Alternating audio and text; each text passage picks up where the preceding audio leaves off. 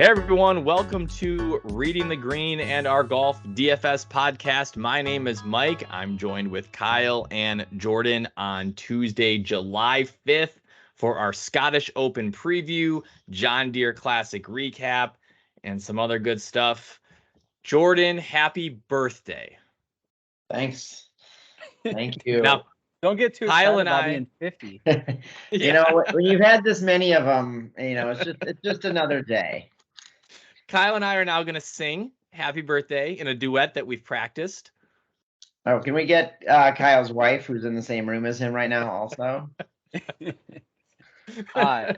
Before we get too far into Jordan's birthday, I have a question, Mike. We are not previewing the Barbasol. What did I Scottish say? Open? Oh, it's these alternate field weeks are tough. There's only so much time to do our previews, and we chose the tournament that has, 30 of the top 50 players in it. So I'm excited about that one. Someday we'll get Jordan a trip to Scotland for his birthday, perhaps, but not this year. I like if you keep winning your bets, Kyle, you can take me there. JT. We will have some JT talk at some point here. First, the first thing I wanted to get into, as I reflected a little bit with what our good buddy Taylor Gooch said at the conclusion of the Live Golf Series event in Portland. So, did either of you guys go to the Ryder Cup at Hazeltine in 2016? I did not. I was living in Chicago. Unfortunately, we were not in town either. Okay. Let me just briefly recap. I went one day. I'll briefly recap my experience. So I went on Saturday, and my father-in-law was volunteering, so he gave us a couple of volunteer parking passes, which was really helpful to get in a little closer. So we got to the golf course, my wife and I, at about 5:30 in the morning. And we stood in line with, 500-600 people outside the volunteer gate at 5:30 in the morning. Obviously, it's pitch dark outside. At 6 o'clock, the gates opened, and we knew we wanted to be first tee. So we then dead sprinted in the dark, wet grass with 500, 600, 700 other people across, 3-4 holes to get to the first tee. We were able to get into like the fourth, fifth row at the first tee. It is now 6:05 in the morning. And the first tee time was, I think, 8:30.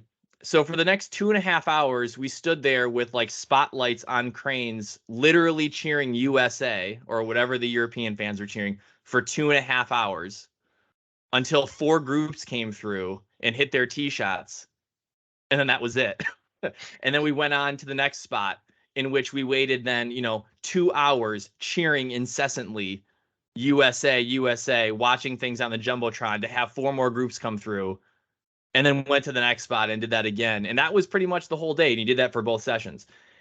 And I remember leaving that and feeling like that was probably one of the coolest sporting events that I will ever attend. And I went to the UVA National Championship basketball game, and that was pretty incredible too. But this was like, there was so much just like love for your country and your team and all that.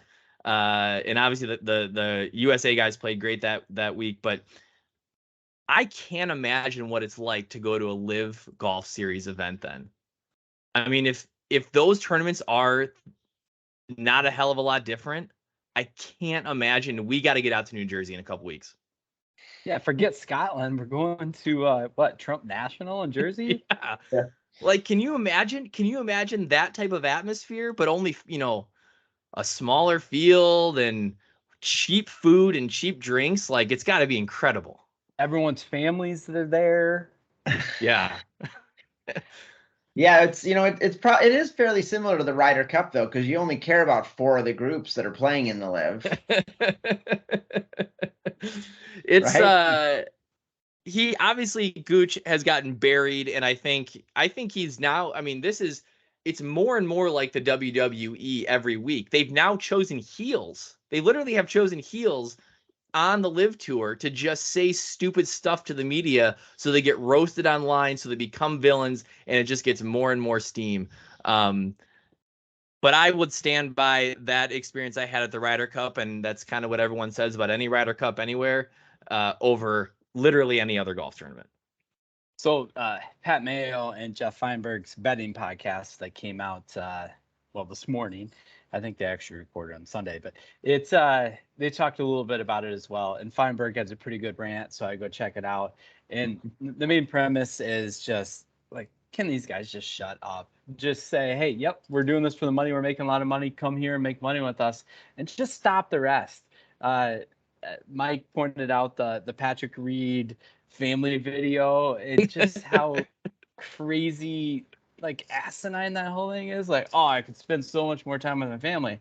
Oh yeah, you could play the Valera Open and spend the whole week with your family, or you can go to Saudi Arabia to play an event and not. Right. So Yeah. He's reading that off. He was reading that off a cue card. That video was absurd. And it was like painful for him to say these things about wanting to. I was just like, that's not his life. I mean, that's such a departure, I assume. And I'm making a lot of assumptions about guys I don't know. But his entire life has been competitive golf. And now he's being asked to say this stuff and just getting ripped apart for it. and riding on a 4-person bicycle at the green bar. What shirt was he wearing? It had like race cars on it. It's just think about, like, obviously they got paid a ton of money to come over, and how many stipulations were in that contract, right? Like, you need to do X amount of PR things. You need to not honestly, open your mouth without being taught what it needs to be, right? Or like told what you should say. I think it's more likely that they just had to sign their soul over, and this is just being made up as they go along. And so it's like every week there's just a different request, and they're just like, well, I've already signed on the dotted line, so I got to do it. So I don't know. Just I really wanted to share the Ryder Cup thing just because of the personal experience that I've had. And that's not even playing it. Like, these are, the guys like JT and Rory and all of them, like, they're the ones that have played in it, and they know that's a stupid count. DJ standing right there, and he's rolling his eyes a little bit. So he couldn't even keep a straight face. Yeah, I gotta hope it was like a joke between those guys, right? Right. And they're like, one of you has to say this. Someone bet him. Someone, right? Like, hold on. I have one more thing about Taylor Gooch that I heard on the No Laying Up podcast for this week. These guys have also done a great job of basically demystifying everything about live golf. And they said that, per a source close to Taylor, that Taylor admitted that the only reason he joined Live was he believed he'd get to play in the London event, collect a big check, and he never thought he'd be suspended from the PGA Tour. And now he is stuck owning this Live deal because he thought that it was just going to be a one and done, and that's not the case. So yeah. Yeah, he's as smart as we expected, right? Like, to sign up to do this in the first place. Yeah. So, anyways, we can lawyer or what? I don't know. We can move on from live golf, but so another topic before we get into John Deere, the 3M Open is coming up in the Twin Cities, up at TPC Twin Cities, and I think it's funny because actually, like, the guys that have been the marquee players at that event, in our hometown event, I think like a lot of them have gone over to Live. Like, we used to have, like, they had top billing for Phil and Patrick Reed, and DJ I think has played it every year, and Brooks was there last year or the year before.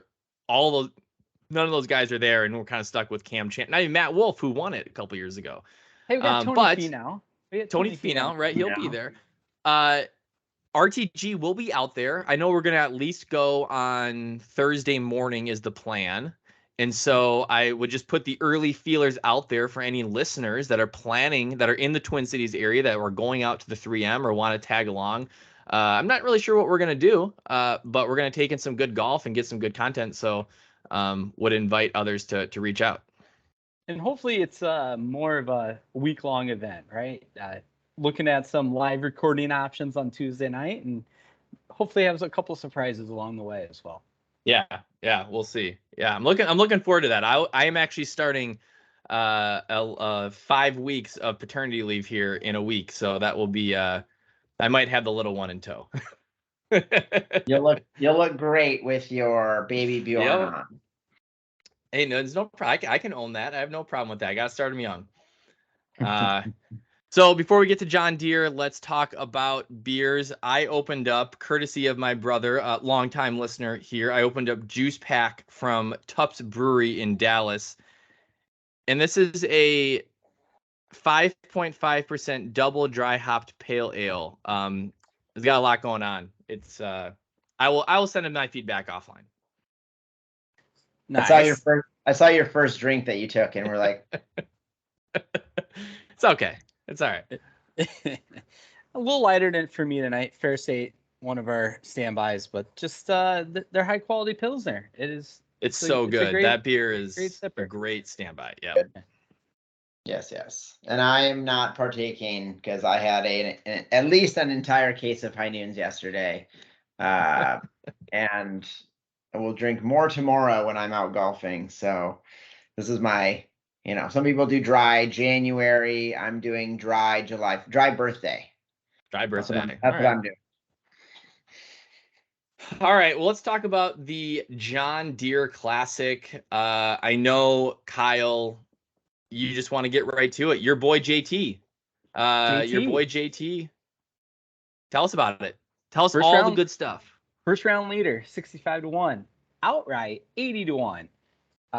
By far best week since we've done this little betting endeavor, but we keep the hot streak rolling overall. That's 3 outrights in 5 tournaments, 3 first round leaders in 5 tournaments, and by far the best week I've had. So JT, the new one and only JT in my world. I mean, did you see the ESPN radio bit from this morning? I didn't. Apparently, they had him on ESPN radio. I think this is like Keyshawn's show, and somebody must have went in their ear and said, "Hey, we got JT coming on to talk about his recent win," and so they welcomed 2-time major champion Justin Thomas, and JT Posted just got on there, and then he tweeted after it. He was like, #play better. I guess I need to do more than win the John Deere Classic to be recognized by ESPN. That's hilarious. Awesome. So I did do a little research on my new favorite golfer. He is a big fan of the play better hashtag. But I look to me for being the resident expert in the fantasy golf world on JT Poston going forward. And just like, Mike's got Tom Hoagie, I got JT. Someday Jordan will have somebody. Yep. I mean, Jordan can take EVR. They share an alma mater, and one day he's gonna crack. Actually, he won the Barbasol last year, I think. Anyways, besides the point, Poston he has incredible upside. Like when that dude gets rolling, he can put up some numbers, and a lot of people are talking about the bogey-free week he had for his first win in 2019. Which included a 62 on Sunday to beat Webb Simpson. But he does, when he gets rolling, he does tend to make a lot of birdies, and I guess maybe not a total surprise this week, but nice to see a kid like that win.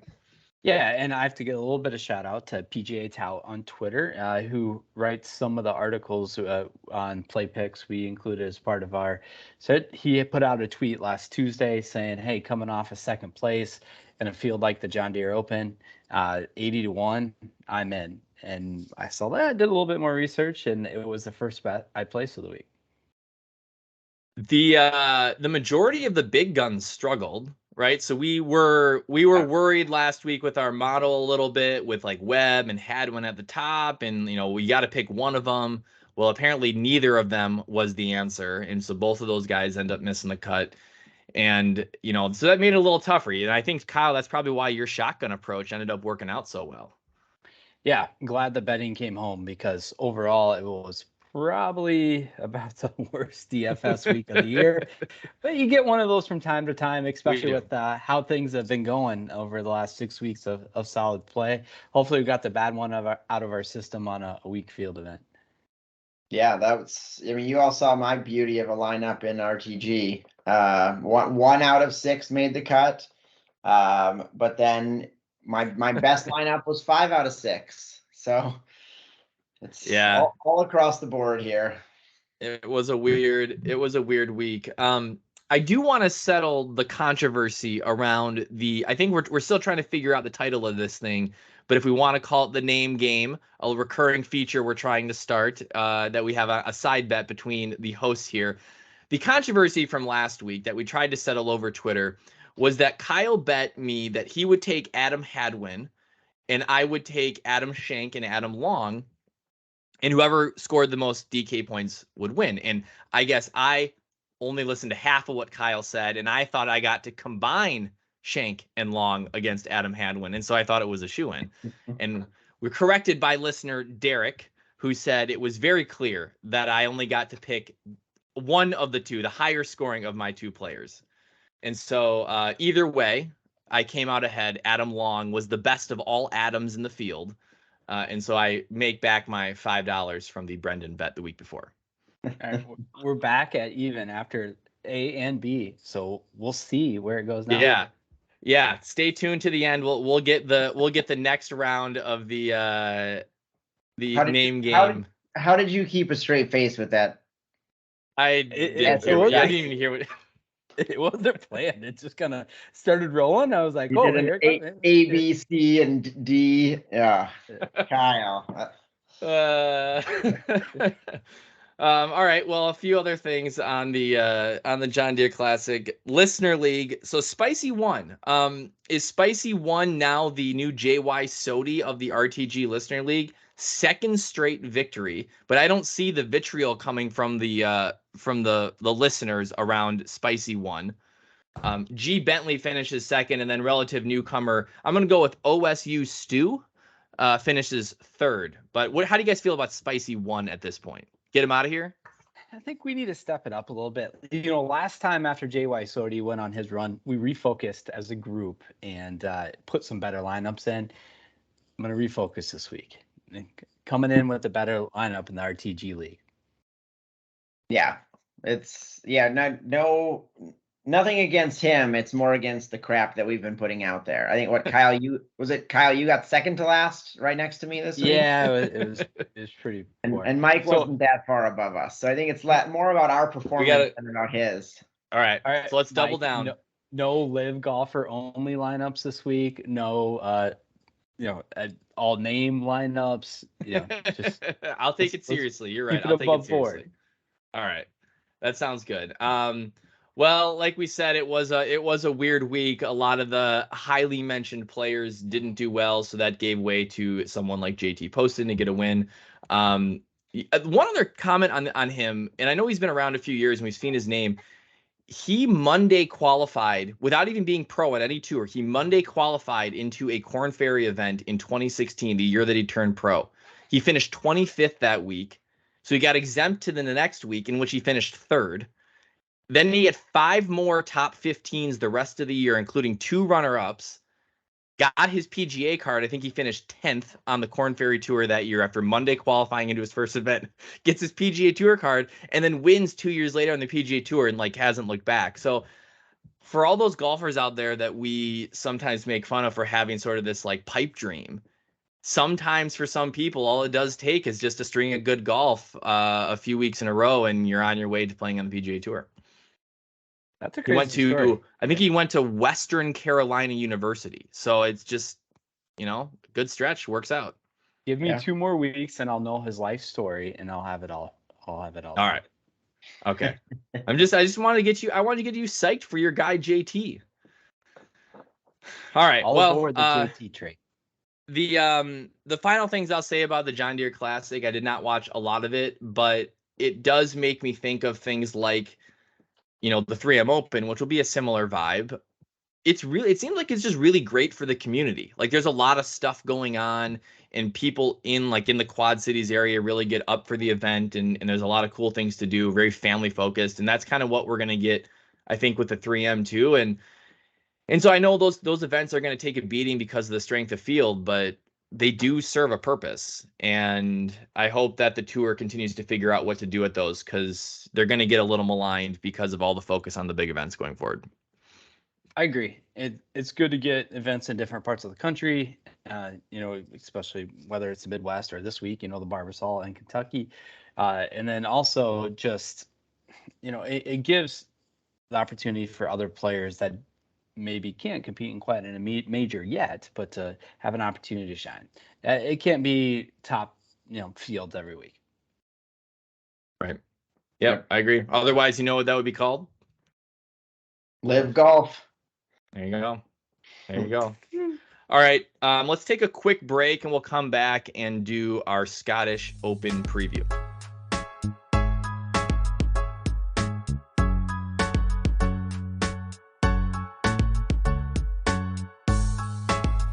Hey everyone, welcome back. We have the second half of the show, which includes our Scottish Open preview. But first, the RTG Listener League is available on DraftKings. Come play DraftKings Daily Fantasy Golf with us every week. We will tweet out the link to that league on Wednesdays, but of course you can play every week, not just the majors, and win real money out of our pockets, just like Spicy One does pretty much every week these days. So looking forward to another good event for the Scottish Open, which will be played at the Renaissance Club, designed by Tom Doak in North Berwick, Scotland. I don't think we have a ton on this course, and certainly being PGA Tour fans and not so much DP World Tour fans, haven't paid a ton of attention here. But I think this is going to be a really fun event now that we have more PGA Tour players playing in the field. Fun for us to get a little bit of a British Open tune-up. Last year, Min Woo Lee won. I believe he was 200-1. He is brother of LPGA superstar Minjee Lee, and he flashes every now and then. So he did win at 200-1 last year. But this year we get 31 of the top 50 in the world. Kyle, you have a note here that Liv had 21 of the top 100 in the world. Now, the thing is, though, that was last week when the John Deere only had like 15 of the top 100 in the world. So Liv was better last week, just so you know. I just want you to realize Liv was better last week. For now, all those rankings will plummet here. Yeah, so I think the only thing I'll say before we get into where the model is at was I saw one interesting nugget on, and this is, we've talked a lot about weather draws, which is something you can only get on the PGA Tour these days. Weather draws, you can't get those on Live Golf. Obviously, everybody knows with the Open Championship, it really matters the draw that you get on, and it can really wreak havoc on betting cards. I saw a strategy that said if you're going to do more than one lineup, maybe consider stacking the AM PM and then the PM AM draws across your different lineups, because the weather looks like it's going to be like kind of all over the place. And even if you look at the forecast on Wednesday, it could be totally different 12 hours later. Yeah, from what I've seen as far as Scotland weather goes, we may not be in for the real bad stuff, but something always to keep an eye out for that side of the pond. Yeah, so we'll see. We'll see if I have the stamina to do a whole bunch of draw stacking this week. But that being said, Kyle, what are we looking at with our expert model so far? Well, the experts are giving a lot of love to someone who has won their last 2 times out, including a Pro-Am this past weekend. But Xander Schauffele's coming in at 53% mention share at this point in time, salary $9,900. So not quite to the 10K range, and definitely buildable around. Below him, we have Jordan Spieth at 42%, Max Homa at 42%, both in the 8K range. And then jumping up from a price perspective, John Rahm, Mito Pereira, and Scotty Scheffler all at 36%, and Rahm and Scotty in the 11Ks, and Mito at 7,700. So across the board, Jordan. Yeah, it seems weird to see Spieth under 9,000. I know he hasn't been great, but it just the ebbs and flows of these golfers over a season is crazy. I mean, he had a good stretch there, and just coming off 1 or 2 not great performances, and I agree that price point seems pretty soft for him, and that's why he is going to be one of my 3 plays this week. Getting lots of love. Given the number of pure DP World Tour players in the field this week, the pricing is really interesting. there's a number of guys here that haven't played a very heavy PGA Tour schedule that are getting decent pricing. And that's pushing some other guys down a little bit. And so it'll be interesting. It'll be interesting to see how this shakes out. I did read another nugget that said really lean on, if you're looking at certain salary bands, really lean on official world golf rankings. Don't just assume that the DP World Tour players are going to do better here because they play out here more often. So don't be fooled by some of that pricing. Yeah, it's a good point. We do know, you just know some of those guys are going to pop here. It happens every year here. It happens every year at the Open. Like Jordan's boy, Dick Bland, for example, last year at the Open had a great event. There's going to be some of those, but it's probably going to be the exception to the rule, to your point, Mike. Well, I'm looking at a guy like Jordan Smith, who, I'm not sure that I saw his that I knew his name before this, but 7,300, right? 7,300, and you can compare him maybe to a guy like Mito Pereira at 7,700. And Jordan Smith is ranked 122 in the world right now.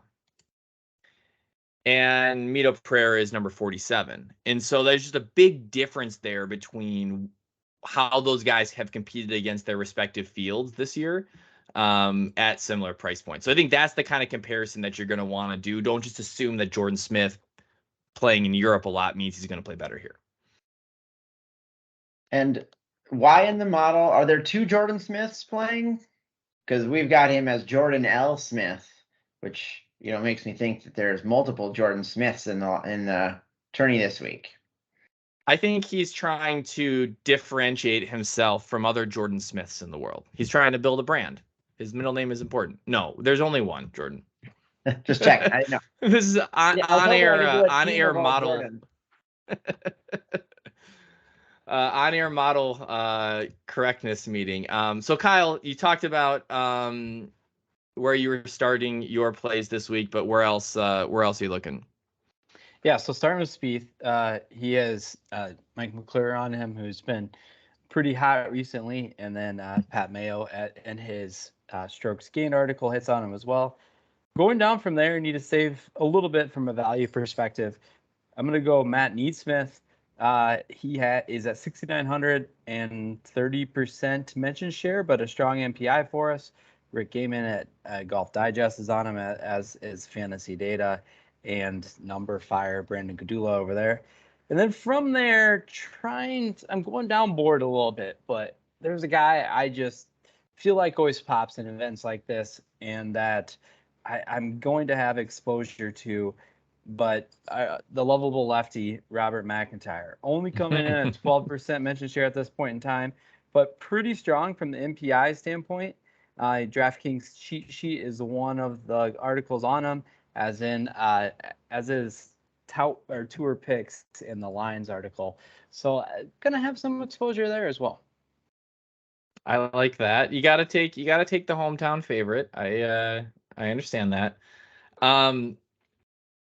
One guy that I love, Max Homa at 8K, and I know he's getting 41% of the mentions. Plus, we have Gaiman, Mayo, and Gadula on him this week. But Max Homa obviously having a very good season last few weeks. Since he won at the Wells Fargo, he's been 13th, 23rd, 5th, and 47th at the U.S. Open. But just playing great golf this year. 8K feels like a steal for Max Homa. Now I don't have his history in front of me on these style of golf courses, but feels like really good value when you start to compare to some of the high 7K, low 8K players. So he would probably be my value pick of the week. There's a couple more further down the board, but Cam Smith too. Cam Smith hasn't been great lately. But again, at 9,100, feels like you could still pair him up with a higher price stud if you want to take someone like Scotty or John Rahm. You can pair with a Cam Smith at 9,100, and I think I might be looking pretty closely at him too. I know he missed the cut at the U.S. Open, but fairly good in the 5 or 6 events leading up to that. Cam Smith too. If there's a course he's going to bounce back a little bit on, it's one he can get away with being wayward off the tee. Which, from everything I've seen, this might be the course. Yeah, looking for good ball strikers, but yeah, like you said, don't necessarily need the accuracy off the tee. Jordan, what do you think? So I'm going a different route this week. I'm going pure value plays, and I think I got a couple of real winners down in the secondhand basket here. First off, really bad MPI, but I'm just feeling him this week is Aaron Rye at 7,400. If there's ever a time and weather and everything for someone with 2 gloves to do really well, it's here. Right, it's not the pressure of the British Open, so I think there's a good chance that he can pull one out here. And then my second pick of the day, I don't know why, it just feels right because he hasn't jumped over to live yet. So I think he got scared and is now actually has to worry about playing good golf to not be off the tour next year. Ricky Fowler. I actually don't mind Ricky this week. I think there's actually a little bit of love out there for him, and I think you're right. He's at 6,900. That's definitely take the flyer. Anyway, like he could happen to play 4 good rounds and win it, or he could shoot 15 over on the first 2 rounds and be headed home. So I do like Rye as well. He is the 2020 champion at the Scottish Open. Granted, wasn't quite as deep a field, but definitely has good history on this style of course. Oh, look at that! See what prep does for you here, Kyle.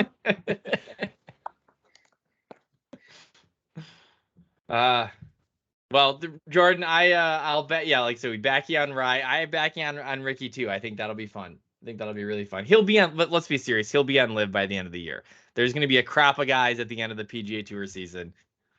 No, he was having way too much fun having Guinnesses in Ireland this past weekend with Spieth and JT, the second JT. But yeah. There was some good content.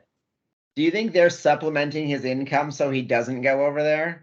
This is not Smiley Kaufman. They already have one ex PGA Tour player they have to fund. They can't take on Ricky's lifestyle too. Well, like who's Ricky gonna hang out with on Live? Like DJ? No, I mean Patrick Reed, Bryson. Like Ricky does not fit anyone else that's over there, right? He's gonna have to hang out with Mr. Gooch. There's no way any of them hang out together. Okay. We're back to talking about this, but like the players party on Tuesday or Wednesday night, and with Pat Perez and was talking about his shirt and all that. Yeah. There's no way those guys had. I mean, I know they say they have fun and they look like they have fun, but like none of those guys like each other. They don't. We know they don't. Yeah. None of them like Patrick Reed. Pat Perez gets credit for saying he's doing this for the money. Yeah. Agree. One of the things I meant to text this today, but if the PGA Tour moves this is a tangent. The PGA Tour moves the Champions Tour age down to 40. Let's just say 40, but maybe more realistically 45. But if they were to move it to 40, they could solve the Pat Perez type problem pretty quickly. Now the money's not the same there, and so, but this idea that you're just going to be caught in no man's land once you fall into the outside of the top 100 and you're just trying to make a little cash, that's what the Champions Tour is for. And so they could make that a little more attainable to guys that stop being able to compete. So I think that's something like that has got to be coming. That's with the responses so far from the PGA, that is the one area that they kind of talked about it last week that hasn't been touched yet. I agree. Yeah. How about tiers? What do you are we back to playing tiers this week? Yeah, I always got to dabble. It's fun to have a little bit of a different concept. Well, how did it go last? I did not play tiers last week because we talked about the mess that it was. It sounds like Kyle maybe didn't go that well. No, I didn't cash. It was just going to glance real quick of how poor it was. Oh yeah, I was not close. I was 61st out of 68th in my contest. Well, it was The, tough. It was tough at the top unless you took the gala. All the tier 1 guys missed, and then Right. our boy John Right. Humm missed, Atlanto in the fourth. So yeah, it was not good. Not good. Well, this Kind of a week similar situation this week where we have our share percentages are kind of spread out in each of the tier categories, especially, in tier 1, you have both Rahm and Scheffler at 35% and Justin Thomas at 23%. And so I look through this and I don't see a lot of clear favorites. Yeah, I will say at this point in time, we do not have as much in from a contributor standpoint as we normally do on Tuesdays. Some people must have had a little 4th of July hangover and not just Jordan. But the one I would say is probably starting to look a little clearer at this point is tier 5. Trying to look for that crossroads of mention share and MPI. It looks like Mito Pereira is shaping up to be a pretty solid play for us. 36% mention share, 75 on the MPI, outpacing Keith Mitchell, Tyrell Hatton, Justin Rose, Keegan Bradley, Brian Harmon, and Cameron Young at this time. Mito's a guy I'm kind of waiting to bounce back here, and I don't know if the Scottish Open Championship combo here is going to be the spot. But he was on such an incredible run, even including he finished 13th at the Memorial, but then misses his last 2 cuts, misses the U.S. Open cut, misses the Travelers cut, and obviously hasn't played since, and now is playing in the Scottish Open. So I want him to bounce back. He's been so good this year. Maybe this is a good week heading into next week. Well, I think events like this, especially with a little bit of a break, and then you got back-to-back Scottish Open and the Open, can be a little bit of a reset. Different types of courses, little travel. Guys have done a little bit of different thing, because we know they didn't play in the Quad Cities last week. So hopefully he can bounce back. All right, you guys ready to do the name game round 3? Let's go. Can't wait. Jordan, are you in, or do you want to hear the outline first? Why would I not be in? Okay, Jordan's in. All right, here's the deal. So this is a recurring segment. We're gonna fine tune it, but we're gonna have a little fun with some of the names in the field. And so Kyle, you've done the last 2, and I outlined this one. So this one's called Namesake Duos, and you're gonna pick one of 5 duos to finish with the most combined DK points. So if one of your 2 players miss, or both players miss the cut, you will still earn some number of points.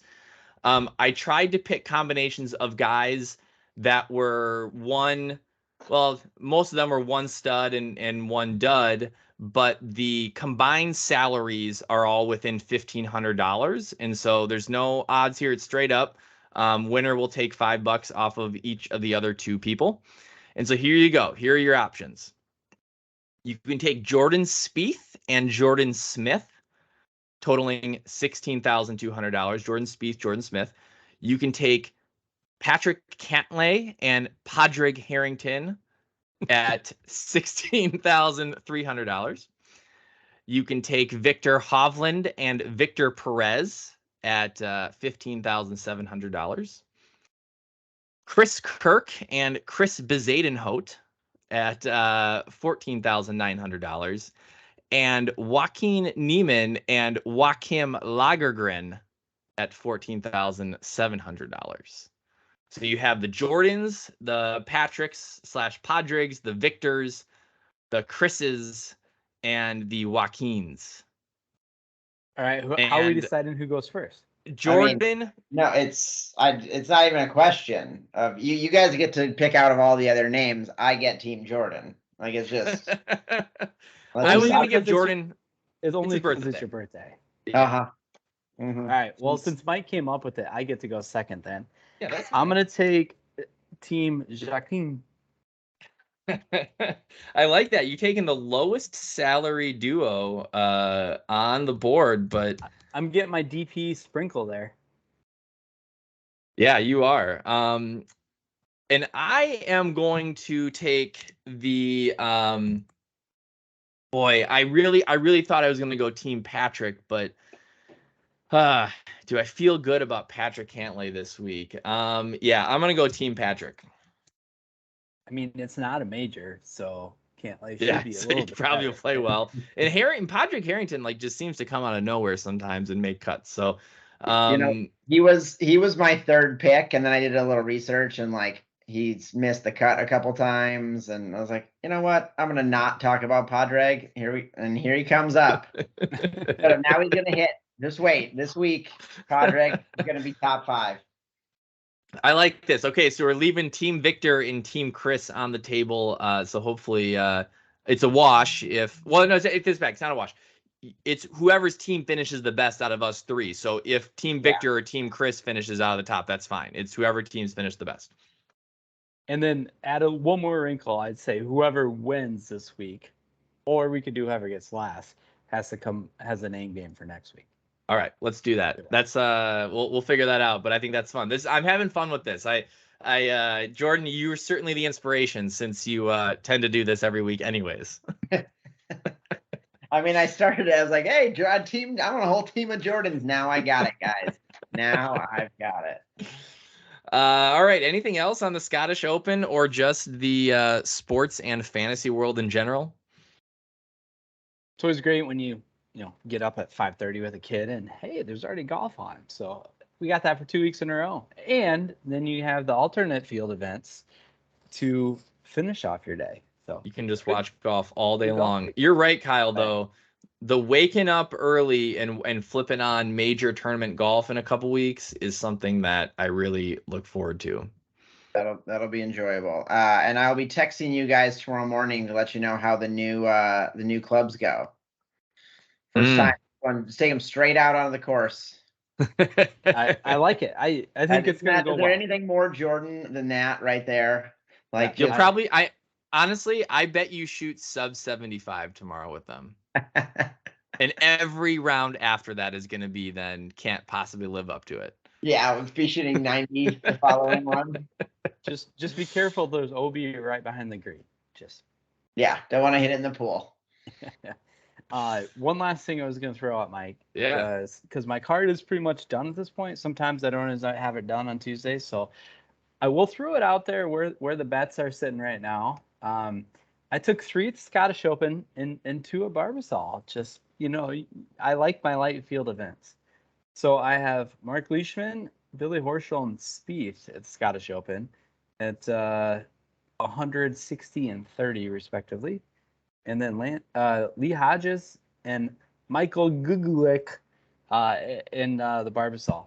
So not super confident there, but let's try to keep the good times rolling. Well, so that's a good call out there. So for those of us that do the PGA Ironman thing, Scottish Open probably doesn't count, does it? It is PGA event this year. It should. Yeah. This year. Last year it wouldn't have. Okay. But is the British Open count or no? They are both listed and the Open Championship counts as well. They're both listed as PGA on DraftKings. Yeah. So, all right. Well, that does it for our episode. You can find our content on our YouTube channel, Reading the Green, any of the major podcast platforms, and of course, follow us on Twitter at RTG Podcast DFS. We'll be back in a week to talk about the results to the Scottish Open and then have another big week, a major championship preview for the Open Championship, the last major of the year. We'll have a lot of fun doing that. See ya.